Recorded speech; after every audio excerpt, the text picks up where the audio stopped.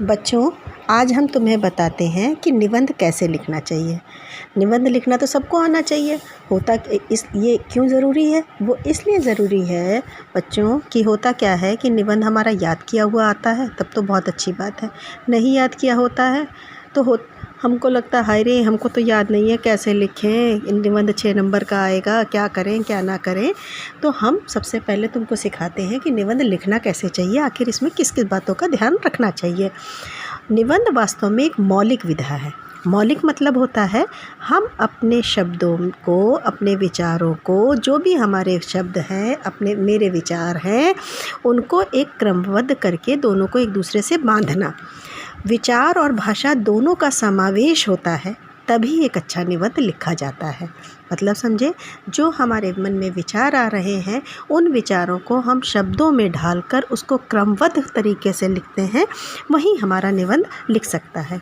यदि निबंध बिना पढ़ा आ जाता है तो हम क्या करेंगे? पढ़ा आ गया तो ठीक है, रट्टा मारा और लिख दिया। परंतु नहीं आया तो हम क्या करेंगे? तो हमें किसी भी विषय पर विचार करना पड़ेगा और उन विचारों को अपनी भाषा बद्ध करना पड़ेगा। जो हमारी भाषा है, इंग्लिश में आ रहा है, हिंदी में आ रहा है, उसको उस बद्ध करना पड़ेगा, भाषाबद्ध करना पड़ेगा। तो ये हमें आना बहुत ज़रूरी है। यदि किसी भी विषय पर निबंध आता है जिसके बारे में हमें थोड़ी बहुत जानकारी है, कोई भी टॉपिक ले लेते हैं जिसके विषय में हमें, ऐसा तो है नहीं कि हम बिल्कुल, हमको कुछ जानकारी नहीं है, तो थोड़ी बहुत भी जानकारी होती है, थोड़ा बहुत भी पता होता है, तो हम ये करेंगे कि क्या सोचेंगे, कैसे सोचेंगे। तो सोचने का तरीका हमारा क्या होना चाहिए। अब ऐसा थोड़ी नहीं, हाँ हमें पता है, ये पता है, ये पता है, लेकिन उसको हमें सिस्टम से सोचना पड़ेगा ना। तो सबसे पहले उस विषय को परिभाषित करो, उसका अर्थ निकालो, इसका अर्थ क्या है। हम सबसे पहले उसकी वो प्रस्तावना में डाल देंगे। उसके बाद हम ये सोचेंगे कि भूतकाल में यह बात कैसी थी, वर्तमान में कैसी है और भविष्य में कैसी होगी। आखिर ये पहले ऐसा कैसे था, जो ये चीज़ है ये अब कैसी है और आगे इसकी संभावनाएं कितनी होंगी, ये हमें सोचना पड़ेगा। ये तीनों बातें जब हम सोच लेंगे तो जैसे ही हम उसको लिखना शुरू करेंगे, निबंध अपने आप ही ऑटोमेटिक आगे बढ़ने लगेगा।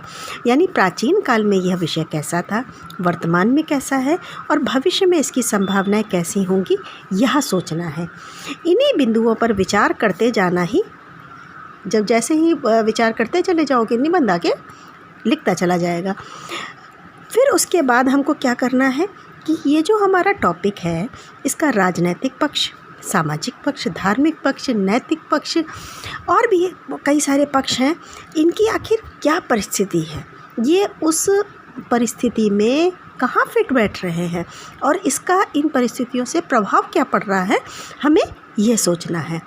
ये और इसको कलमबद्ध करना है, क्रमबद्ध करना है, शब्दबद्ध करना है, भाषाबद्ध करना है। समझ में आ रहा है ना?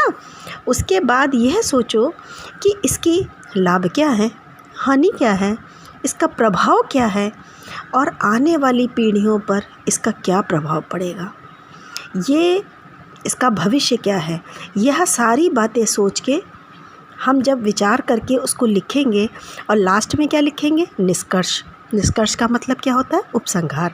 उपसंहार जब अंत में लिखेंगे तो उपसंहार में ये होता है, पूरे निबंध का निचोड़ लिखा जाता है। पूरा निबंध जो तुमने लिखा है उसका अंत में निचोड़ क्या है, वो उपसंहार में लिखा जाता है। और सबसे मुख्य बात, सबसे अंत में अपने विचार लिखो। मेरा मत इस विषय में क्या है, यानी तुम इस बारे में क्या सोचते हो, और निबंध पूरा हो जाएगा।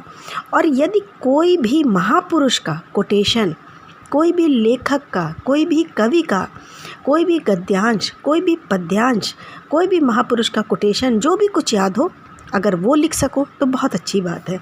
बिना किसी पूर्व तैयारी के निबंध तैयार हो जाएगा तुम्हारा।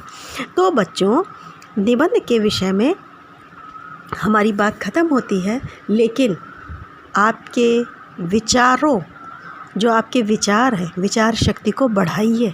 हर टॉपिक के बारे में सोचना भी से शुरू करिए और उसको लिखना शुरू करो। जब रोज़ एक पेज किसी भी टॉपिक पर लिखोगे तो तुम्हें एग्ज़ाम में ये निबंध याद करने की ज़रूरत ही नहीं पड़ेगी बच्चों। ठीक है। और तुम बहुत अच्छा निबंध लिखोगे। रोज़ एक पेज किसी भी टॉपिक पर लेके लिखो।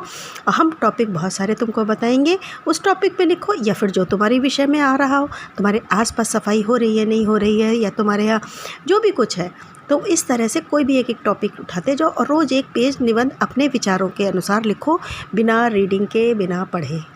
ओके बच्चों, बहुत अच्छे हो तुम लोग।